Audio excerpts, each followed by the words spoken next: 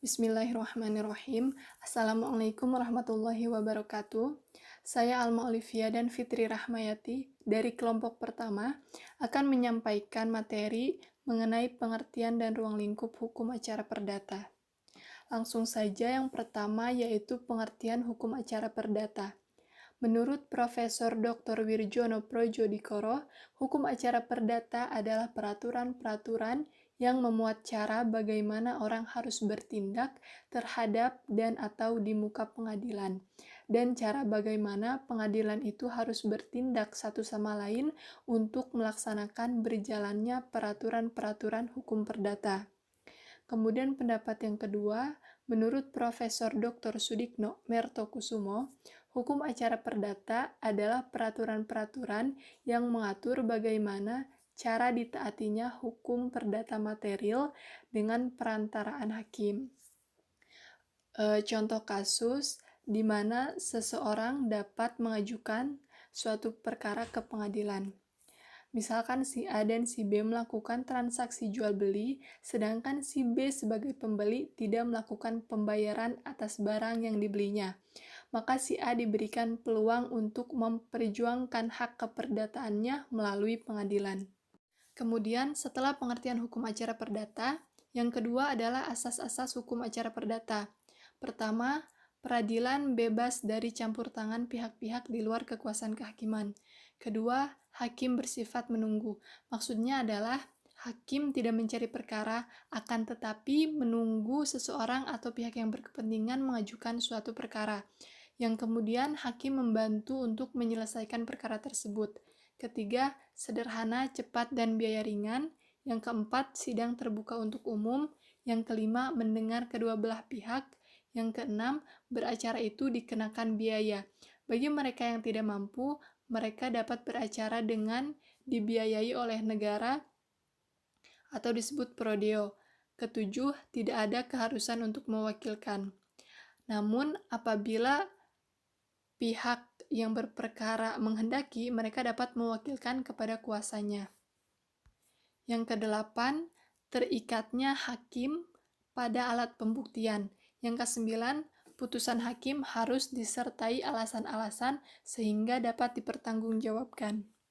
Selanjutnya, setelah pertama, pengertian hukum acara perdata, kedua, asas-asas hukum acara perdata, yang ketiga adalah peradilan perdata. Yang dimaksud dengan peradilan adalah proses menerapkan dan menegakkan hukum demi keadilan. Sedangkan pengadilan adalah tempat mengadili dan membantu para pencari peradilan agar tercapai suatu peradilan. Atau singkatnya, pengadilan adalah tempat dijalankannya peradilan atau dilakukannya peradilan. Nah, peradilan perdata ini tentunya terkait dengan perkara-perkara keperdataan. Yang dimaksud dengan perkara perdata adalah perkara mengenai perselisihan hubungan antara perseorangan yang satu dengan perseorangan yang lain.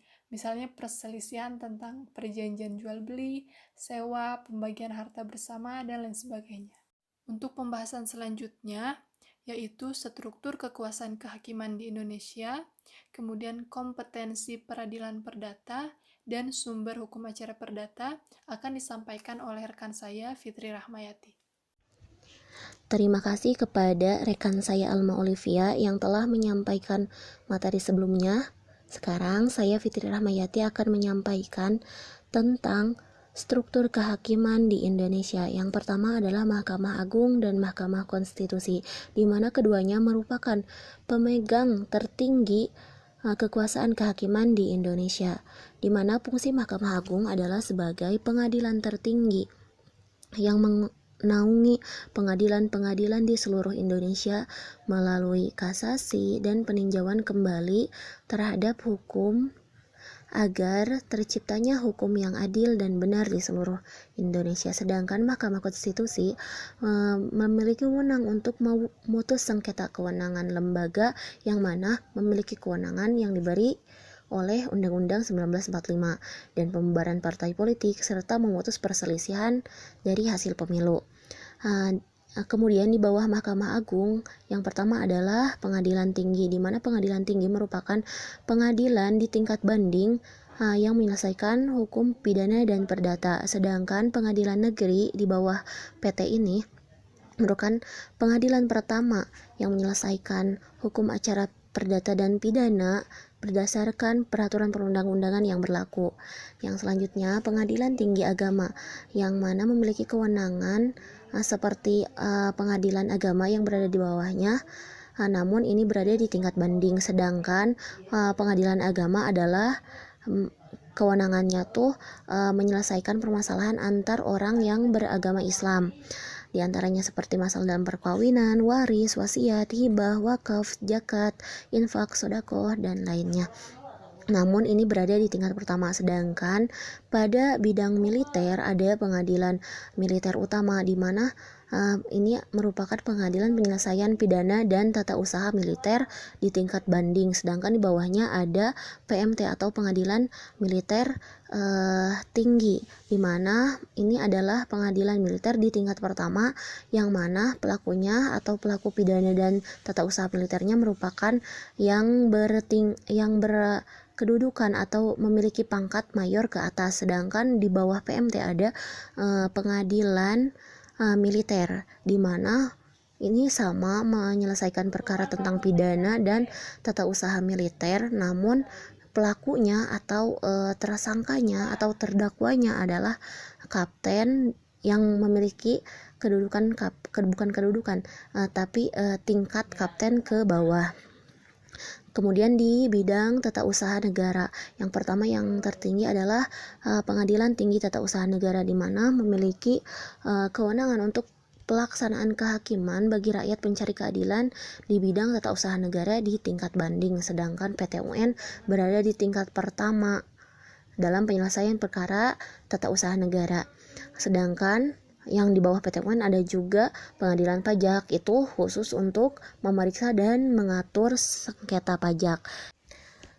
Pembahasan selanjutnya yaitu tentang kompetensi peradilan perdata, di mana kompetensi peradilan ini ada dua. Yang pertama kompetensi absolut dan yang kedua kompetensi relatif, di mana kompetensi absolut ini adalah kekuasaan suatu badan peradilan dalam memeriksa jenis perkara tertentu secara mutlak. Jadi nggak bisa diperiksa oleh badan peradilan lain, baik dalam lingkungan peradilan yang sama ataupun di lingkungan peradilan yang lain.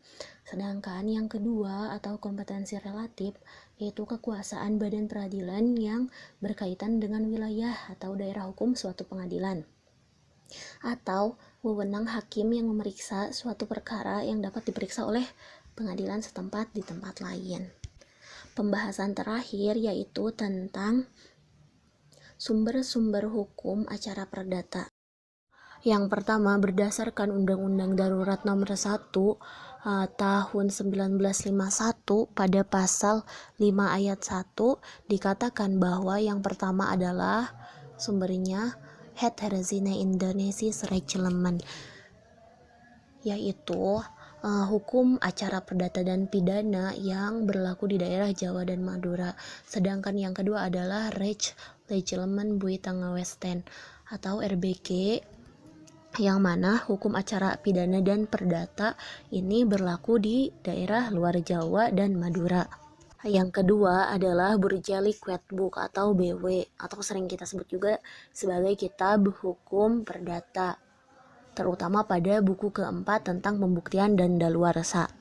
Yang ketiga adalah peraturan perundang-undangan yang relevan, seperti Undang-Undang Nomor 48 tahun 2009 tentang kekuasaan kehakiman dan Undang-Undang Nomor 20 tahun 1947 tentang pengadilan-peradilan ulangan di Jawa dan Madura. Sedangkan yang di luar Jawa dan Madura itu diatur dalam RBG pasal 199 sampai dengan 205. Yang keempat adalah jurisprudensi.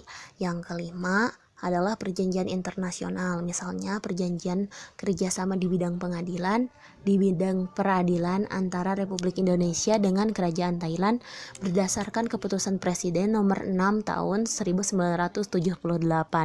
Yang keenam doktrin, yang ketujuh instruksi, surat edaran, dan peraturan Mahkamah Agung.